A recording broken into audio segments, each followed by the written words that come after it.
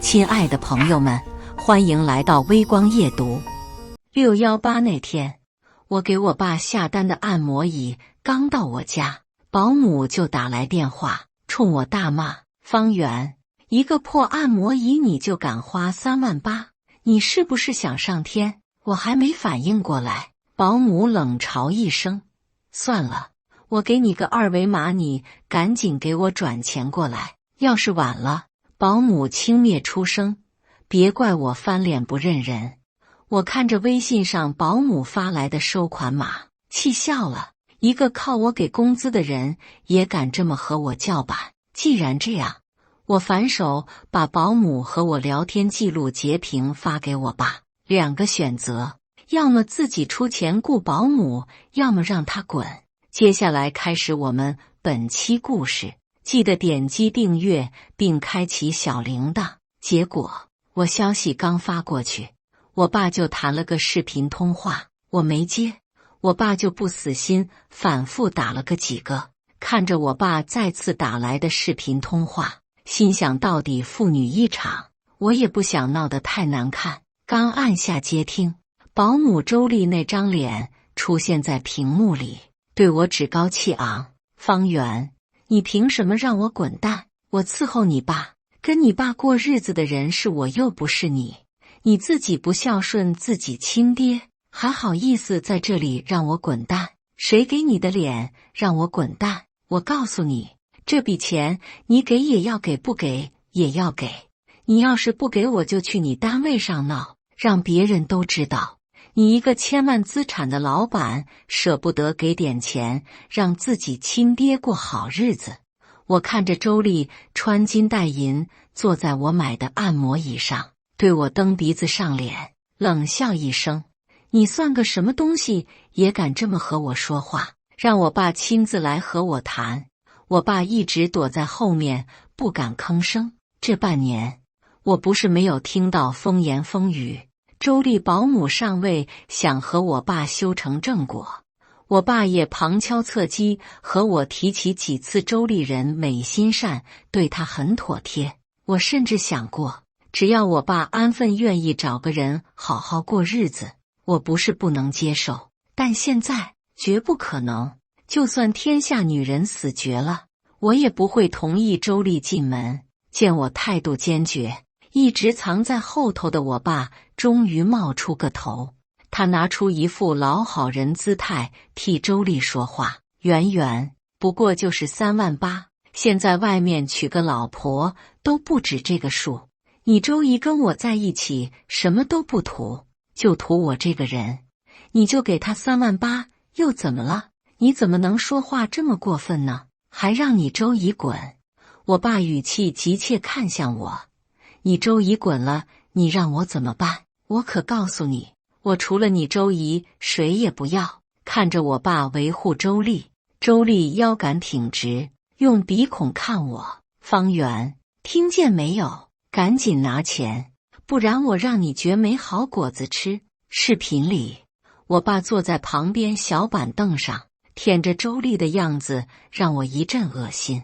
既然你决定要用周丽，我懒得再和他们废话，直接开门见山。那从现在开始，我不会再支付家里任何开支，包括周丽的工资，还有你所谓的高价赡养费。我冷眼看向自己亲爹：“你要有任何不满，尽管去起诉我。照顾你我已经仁至义尽，你要消耗我对你最后那点感情，我也不是很有所谓。”我挂了视频，反手把周丽和我爸拉黑，联系上助理，让他直接停止继续往我爸卡上每月打钱，还有给周丽支付工资。既然我爸选择了周丽，那就要为自己选择付出代价。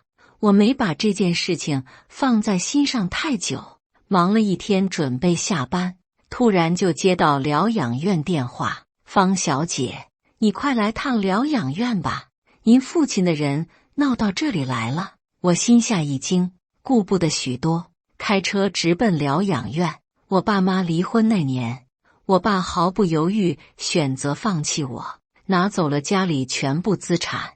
我是妈妈亲手带大的女儿，他没日没夜忙于工作，事业有成那年却患上癌症，不过半年就永远离开了我。是外婆一直陪着我走出阴霾，到了今天，我已经彻底接手了妈妈公司，并成功带着公司上市。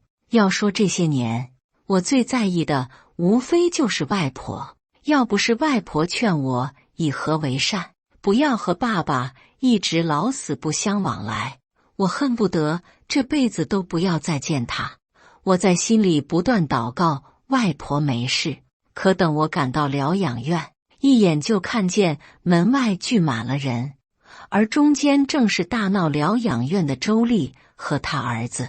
周丽正拿着个大喇叭站在外婆面前大喊：大家快来看看啊，就是这个老太婆教的自己外孙女和亲爹不和，要和亲爹断绝关系，更是不认自己亲爹。亲爹被气的现在还在医院，女儿却连面都不肯出，更是扬言就算亲爸死在医院也不会去看一眼。你不要胡说，我乖外孙不是你说的那种人。外婆坐在轮椅上，被气得脸色涨红。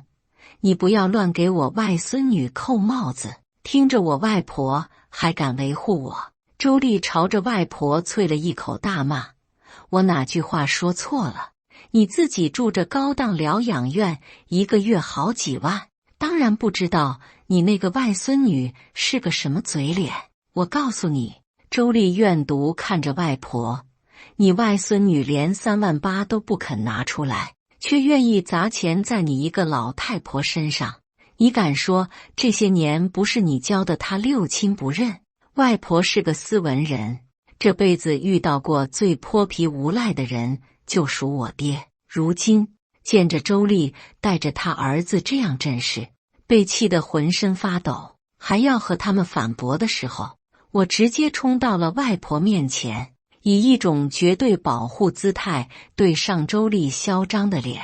周丽，谁给你的胆子，敢闹到我外婆这里来？就连我那个混账爹都知道，惹我不要紧，但绝不能莽到外婆这里来。要真得罪了外婆，那就彻底失去了我这张饭票。我看着周丽，出言警告：你最好现在就给我滚，不然我不保证后面我会不会追究你的责任。老天奶啊，大家快来给我评评理，就是这个妮子。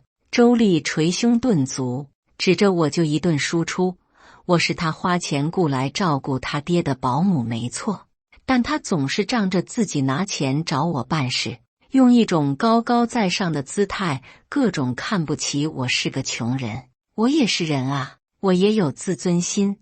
我几次三番提出不干，还是他老爹看不下去护着我。周丽眼睛挤出几滴眼泪，他老爹护着我，我也是个独身女人，一来二去有了感情，他爸就想和我修成正果，结果就是他。周丽嚎一嗓子，哭得惊天动地。他就因为他爹想给我3.8万的彩礼钱，就和他爹断绝关系，把他爸爸气到住院，现在还昏迷不醒。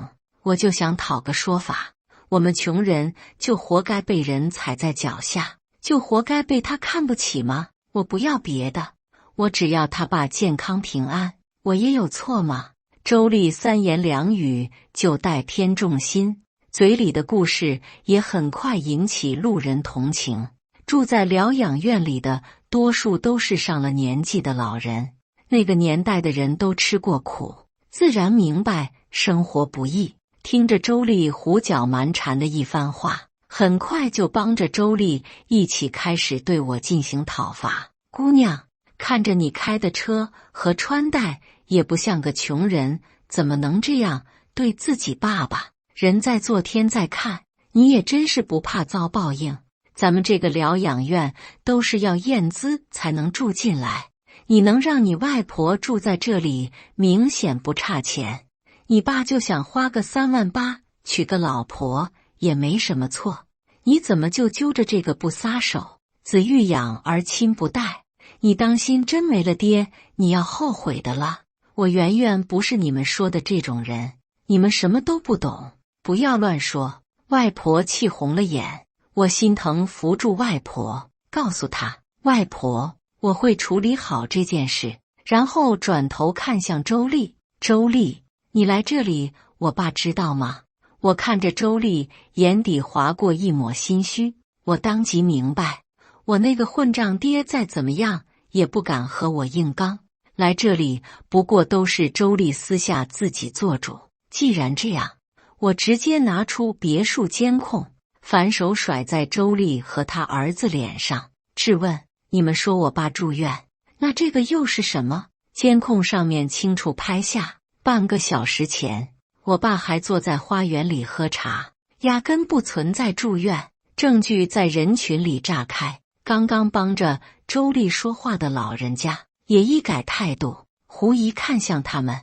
这小姑娘上面时间可就半小时前，你不是说人家亲爹还在住院吗？住院怎么还能泡茶？不是真的来搞碰瓷，坑人家的钱吧？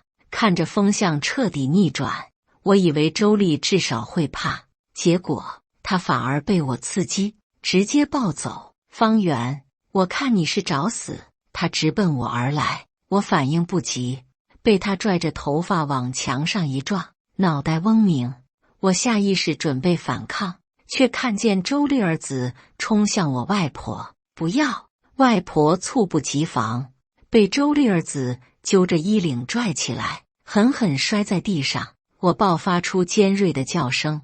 外婆，外婆早年因为痛失妈妈，身体一落千丈，不然我也不会花高价让外婆住在疗养院，而不是和我生活。我眼睁睁看着外婆被周丽儿子一脚踹在脸上，发疯一样要冲向外婆，周丽却拽着我头发冷笑：方圆，老娘不过就要3万8，你居然还敢开除我！今天要不给你点教训，你还真不知道老娘姓什么。儿子，周丽朝着他儿子使了个眼色，很快他儿子就抄起轮椅旁的拐杖挥起。我看着他儿子举动，目眦欲裂。不要伤害我外婆！拐杖朝着外婆后脑勺砸下，一片嫣红液体染红了整个青色地砖。眼见着外婆面色惨白，还强忍着痛苦不肯发出声音，我心都被揪起，眼泪再也不受控制落下。我这一生从未哀求过谁，我的傲骨让我一度认为这辈子我也不会为谁而下跪求饶，直到我看见周丽儿子重新扬起的手就要挥下去，我疯了一样跪在地上，抱着周丽的腿，哭着求饶。我错了，周丽，我错了，不要，求你！自尊在这一刻被碾碎，我下巴被周丽尖锐的指甲掐入皮肉，疼痛不及心上万分。我看着周丽得意洋洋：方圆，38万8，买你外婆平安无事，很值。周丽坐地起价，我看着远处外婆，除了屈服还是屈服。行，只要你放过我外婆，300万我也给你。一听300万，周丽眼睛发亮，贪婪的目光毫不掩饰。你说真的？只要你放过我外婆。我被迫抬头看着周丽，我马上给你。周丽思量片刻，还是答应。行，儿子。周丽喊住他儿子，先放开那个老东西，只要我们还在这里，我就不信他还能作妖。我看着周丽儿子扔下了拐杖，还忍不住朝着外婆踹了一脚，压下心中怒意，对上不远处的目光，冷笑一声：我现在就转账。我拿起手机，点开手机银行，对周丽说：你拿手机来。就在周丽掏出手机功夫，他儿子已经离开外婆，快步走到我跟前，转给我。他儿子看向周丽：妈，等我拿到钱，我就能给你找儿媳妇生儿子了。周丽犹豫不过3秒，咬牙看向我：给我儿子。我点开账号，输入数字，就要转过去的同时，人群中传来一阵骚动，穿着制服的警察涌入人群，询问一句：“谁报的警？”也就在这时，空气里响起一阵到账提醒：“您的中国银行到账300万元。”警察眉头一皱，看向还跪在地上的我和不断渗血的外婆，还有喜提300万的周丽母子，又问了一遍：“谁报的警？”周丽母子还没从巨款喜悦中清醒，我就已经趁着这个空档举起手，对准周丽母子就说：“是我报的警，警察同志。”我忍着皮肤刺痛，从地上起来，指着周丽和他儿子：“我要控告我家保姆协同他儿子威胁我和我外婆人身安全，对我们造成恐吓、暴力，还有敲诈勒索。”我拿出手机转账页面，直接放在警察面前，这就是证据。这回就连好不容易得到喘息的外婆，也在民警搀扶下，指着周丽母子就说：“警察同志，你们一定不要放过任何一个恶人。”眼看我居然还敢报警，甚至是控告他们敲诈勒索和恐吓威胁，周丽最先反应过来，冲过来就要打我，却被警察拽住了手腕，大喝一声：“当我们是死的，我们人还在这里，你还敢动手？”周丽被警察一喝，当即就慌了神，哭嚎着说起自己多不容易，又说自己不过是为了给我爸出头。在他拿上那套说辞的时候，我先一步发现，得到了钱就准备偷偷跑路的周丽儿子。我冲上去拽住他儿子就说：“警察同志，这个就是同伙。”周丽儿子眼见逃跑无门，冲着我就骂：“贱人，谁让你多嘴？你是不是想死？”我看着他挥起拳头，毫不犹豫送上自己半张脸，冷笑：“警察同志，他要打我。”在周丽儿子错愕神情下，我捂着脸就流下2行清泪：“警察同志，你一定要为做主。”于是周丽和他儿子连同我一起被请进了派出所。在离开疗养院前，我已经联系上助理来贴身照顾外婆，交代好一切，我才上了警车。看着周丽和他儿子还坐在派出所里狡辩，那些彻底认清周丽母子嘴脸的目击者已经先替我冲他们开喷。我还当这两母子不容易，做个保姆还被人看不起，结果他们连老人家都打，简直是社会的败类。是啊，警察同志，刚刚就这个小伙子拿起拐杖打了这姑娘的外婆，老人家一把年纪，哪里经得住这样折腾？刚刚帮着周丽母子的人，在这一刻全部成了我的证人。只是这还不够，我看着手表上的时间，算着时间，果然听见一声哀嚎声响起：“方圆，你怎么敢报警？”我爸冲入派出所，坐在周丽面前，深情握住周丽的手：“丽丽，你放心，我一定会帮你的。”我爸毫不知情，更不知道究竟发生了什么，只是在泡着茶和朋友吹牛逼的时候，被警察一通电话喊来了警局。在警察局一见着我，就知道和我有关，他当即做出自己立场：“方圆，你妈死了这么多年了，你怎么就见不得我好？我只是想找一个知心的女人过一生，你为什么非要和我过不去？”我看着我爸嘴脸，想起那年离婚，我爸用我要挟我妈签下净身出户协议，然后把我和妈妈赶出家门，扔下一句：“不过是个赔钱货，外面多的是人愿意给我生。”后来我爸把家产挥霍一空，听见我妈事业有成，又舔着脸上来求着我妈原谅，我妈却看也不看我爸一眼，并告诉我，人犯错一次是懵懂无知，但犯错2次那就是愚蠢，所以他从不允许自己愚蠢。如今我也绝不会允许自己愚蠢。在我爸强烈要求我签下谅解书的时候，我只是冷漠回复，绝无可能。我看着周丽哭红的眼睛和我爸怒极大表情，冷淡出声，犯了错就要付出代价。吴国华，我从未喊过我爸全名，那是顾念外婆，可怜我那点血缘亲情。既然是吴国华自己不珍惜，那就别怪我翻脸不认人。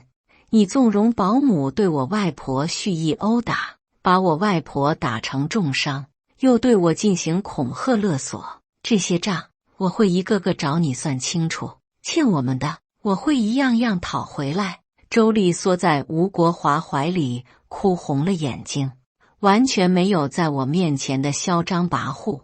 哪怕旁边不少人都在替我说话，更是有人恨铁不成钢，大骂吴国华：你为了这样一个女人伤害你自己的女儿，你会后悔的。你是没见到这个保姆怎么对你女儿和她外婆的，那简直就不是人。结果周丽趴在吴国华怀里，摇着头说：国华，我只是想替你出气，我见不得这丫头片子整天高高在上。呜！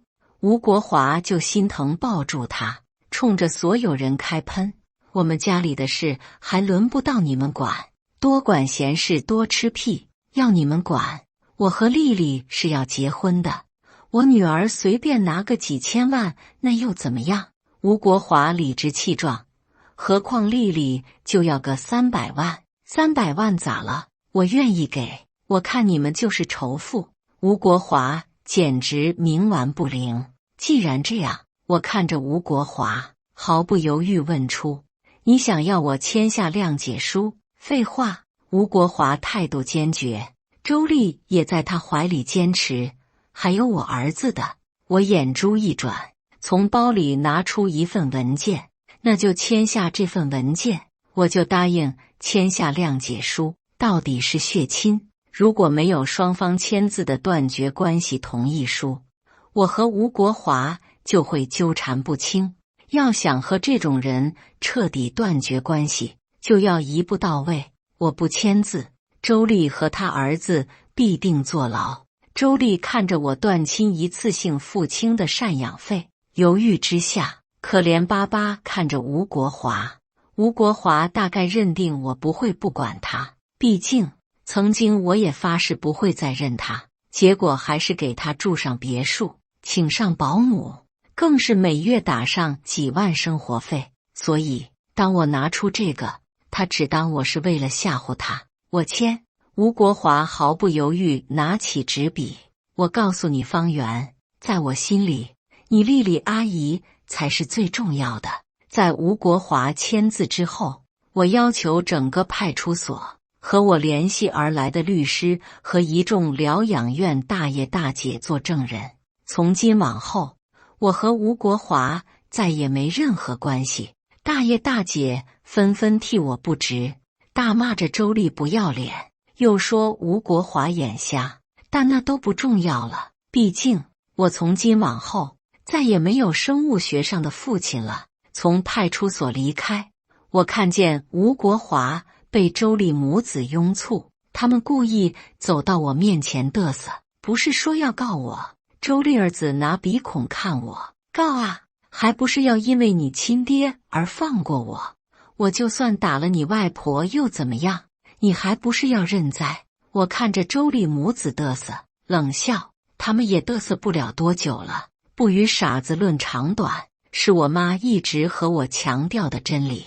我坐上来接我的豪车，看着周丽挽着吴国华胳膊就问：国华，来接我们的车呢？从前吴国华出门全靠我请来的司机接送，他几乎没有吃过任何苦，受过任何罪。我只有一个要求，就是在我外婆面前表现出一个慈父还有的样子。如今我看着吴国华满脸不耐烦地打电话给司机，他甚至开着扩音，在电话朝着司机就骂：老张，你是不是不想干了？我不是说了让你在派出所门口等我接回丽丽一起回家？你死去哪里了？给我滚过来接我们！后事敬礼。周丽顺着吴国华就喷：我限你1分钟出现，不然老娘直接开除你！还没成为老板娘，就敢拿出这种架势。我好笑看着后面的人，听着老张满脸不屑。给我开工资的是方总，可不是你们。方总已经把我派回公司，你们有什么资格指使我？老张在我受一下，不必再忍受吴国华毫不客气反喷。不是我说你吴国华，你也不睁大自己狗眼看看，方总和一个破保姆，你还真是分不清大小王。不要再给我打电话了，不然我告你们恐吓我。老张直接拉黑了他们号码，然后给我发来语音：方总，我总算出了这口恶气，你都不知道我在老宅那段时间被折腾得够呛。我好笑听着老张回话，让财务直接给老张翻倍了奖金。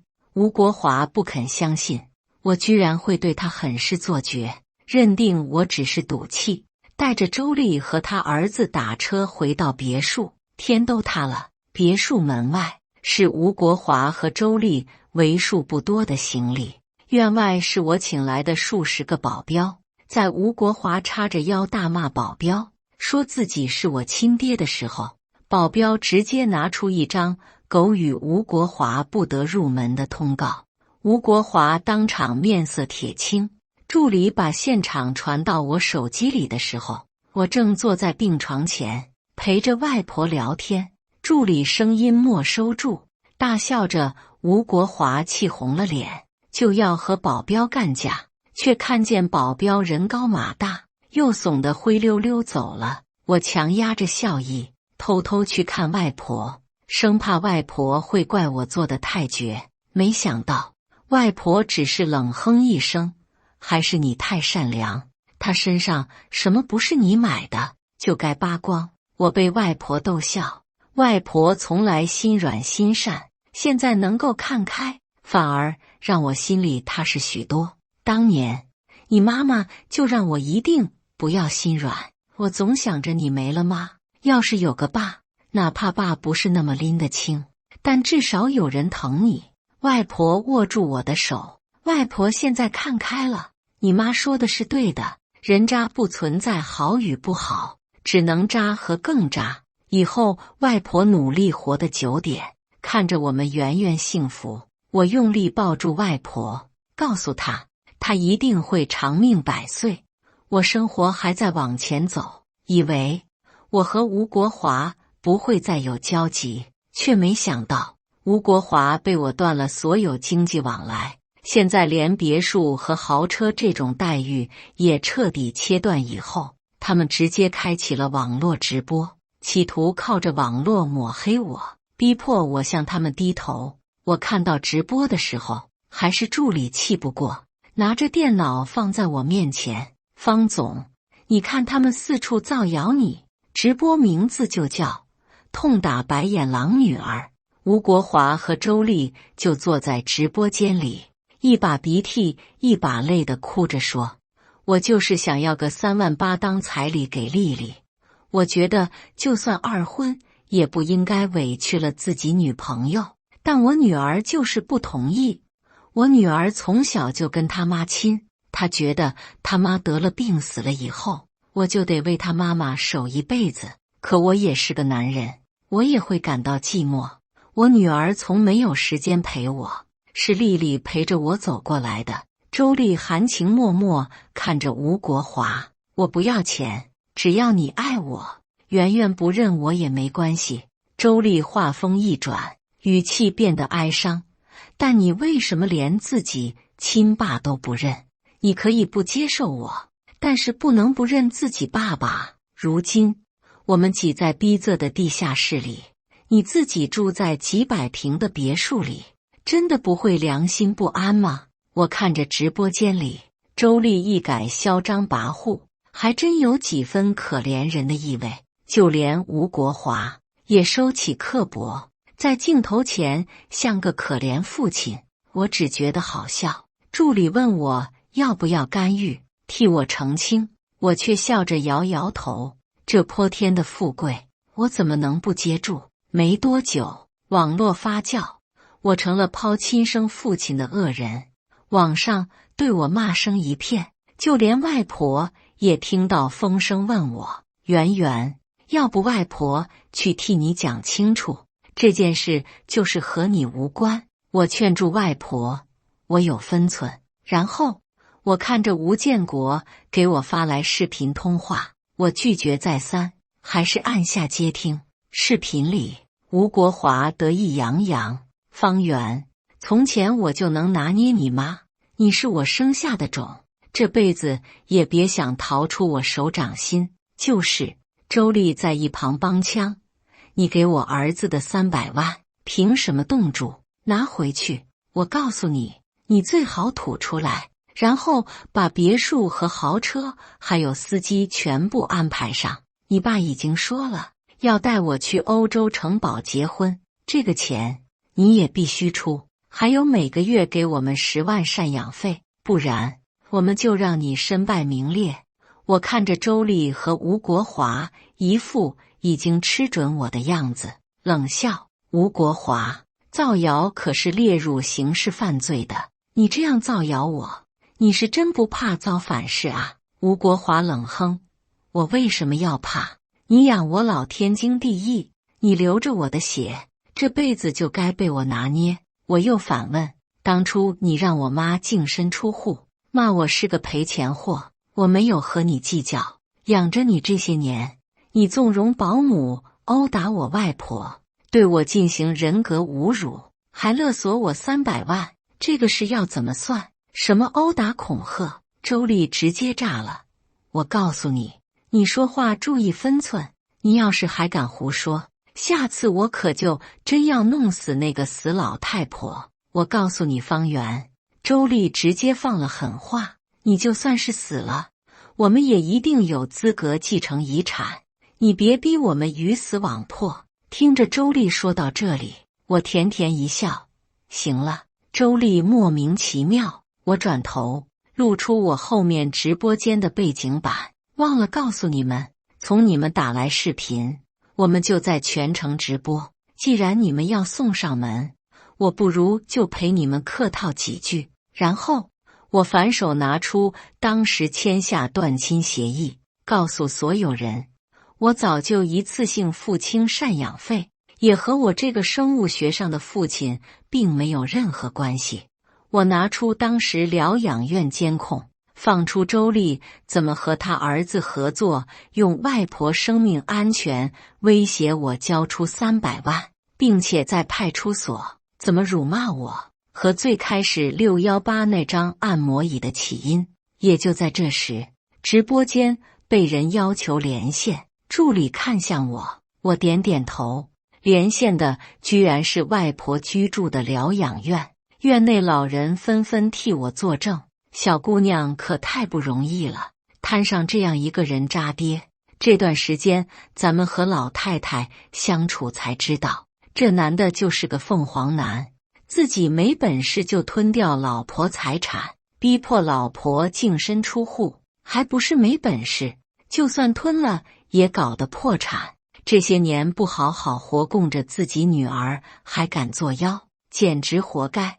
我还以为派出所以后就没下文，结果还来网上造谣。那些老人个个有头有脸，有家庭背景，吴国华自然知道不敢得罪。眼见着最初替他说话的网友，在看着实锤证据以后，纷纷调转枪头，冲着他们开喷。你们是来搞笑的吗？自己作死，把女儿做没了，还好意思说女儿抛弃？想钱想疯了吧？就为了3万8，敢去对老人家动手？这要是老太太没挺住，我都不敢想，太恶心！卧槽！我居然还帮过这对贱人，骂过小姐姐，我真该死啊！赶紧去死吧你们！别污染了我国空气质量好吗？看着网上清一色评论，吴国华账号直接被骂到封住，就连周丽儿子也被女友甩掉，只觉得他们太丢人。周丽儿子气不过，找到周丽大骂：要不是你想出的馊主意，我怎么会被甩？你分明说好拿钱给我娶老婆，现在老婆没了，钱也没了，你要怎么和我交代？周丽被儿子逼得喘不过气，就冲着吴国华撒气：你不是说你女儿能被拿捏，不过就是几百万，你为什么要不到？你就是个废物！吴国华恨惯了，还从没被人这样辱骂，当即也炸了。要不是你们瞒着我去找我女儿，怎么会变成这样？我本来就是住别墅开豪车到富贵命，被你们硬生生拖垮，我还没找你们算账，你们居然也好意思说我从俭入奢易，从奢入俭难。吴国华早就受够了，抬手一巴掌扇在周丽脸上，大骂：你就是个贱人，你还敢骂我？老子弄死你！吴国华对待我妈从来都是非打即骂，他以为周丽会和我妈一样忍受他，结果他只是一巴掌落下去，就被周丽儿子直接掐住了脖子。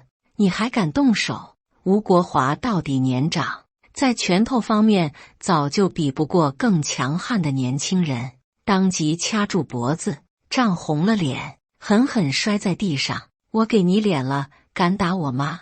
周丽儿子一脚踹在吴国华肚子上。周丽见儿子维护自己，也来了脾气，抄起凳子就砸在吴国华身上，大骂：老不死的，要不是看你女儿份上，你真以为我愿意伺候你？周丽私下伪装，朝着吴国华吐了口水：老娘打死你，你还敢打我？我因为直播彻底打了个漂亮的翻身仗，公司估值更是翻了几倍。我看着以秒速增长的资金，心里极其踏实。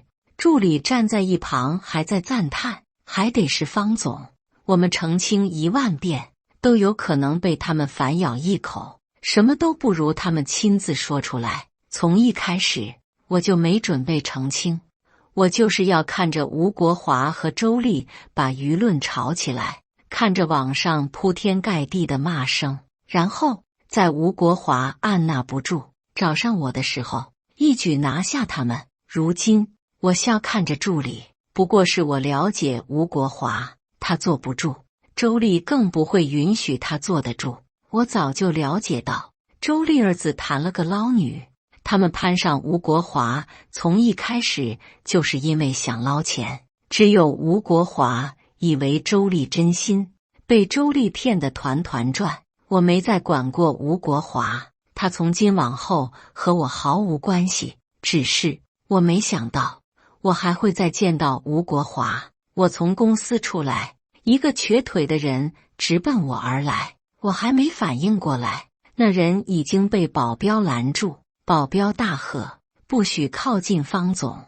我却听见熟悉声音：圆圆。我下意识打量着看似乞丐的男人，却从他五官中找到一点熟悉影子。吴国华。吴国华当即痛哭，朝着我诉苦：我告诉你，这笔钱你给也要给，不给也要给。你要是不给，我就去你单位上闹，让别人都知道你一个千万资产的老板舍不得给点钱，让自己亲爹过好日子。我原来周丽和他儿子认清，我不会再管吴国华，就对他非打即骂，还要吴国华把身上全部值钱的东西拿出卖了以后，又每天命令吴国华当乞丐去街上乞讨。吴国华受不了这种虐待，就想逃跑，却被周丽发现。周丽儿子直接打断了吴国华的腿，让吴国华行走不便，更是稍有不满意就对吴国华使用暴力。我看着吴国华如今面容沧桑，早就找不到当年高大可怖的样子，只觉得嘲讽：真是风水轮流转啊！我冷淡声音让吴国华恍神，我凑近他，欣赏着他落魄模样，忍不住笑出声音。吴国华，当年你打我妈的时候，可不是这样求我的，你还记得吗？我一字一句。我妈求饶的时候，你说了什么？小虎文件防盗印，找点书点机器人，选小虎，稳定靠谱，不踩坑。当年吴国华对我妈非打即骂，我妈只要反抗，他就会把拳头瞄准我。为了不让我受伤，我妈甘愿像个没有尊严的俘虏被他虐打。那时候他只是冷笑出声，不过是个赔钱货。就算我搞死了又怎么样？还不是活该。我看着吴国华瞳孔瞪大，转头我对上了周丽和他儿子目光，也笑了起来。不过就是烂命一条，就算你被搞死了又怎么样？还不是。我笑声渐大，在吴国华绝望眼神下扔下一句：活该。感谢大家的观看，本期故事精彩吗？欢迎大家在下方评论区吐槽。如果你喜欢这类故事，记得点击订阅微光夜读，并分享给更多的人，这会对我帮助很大。再次感谢大家的观看。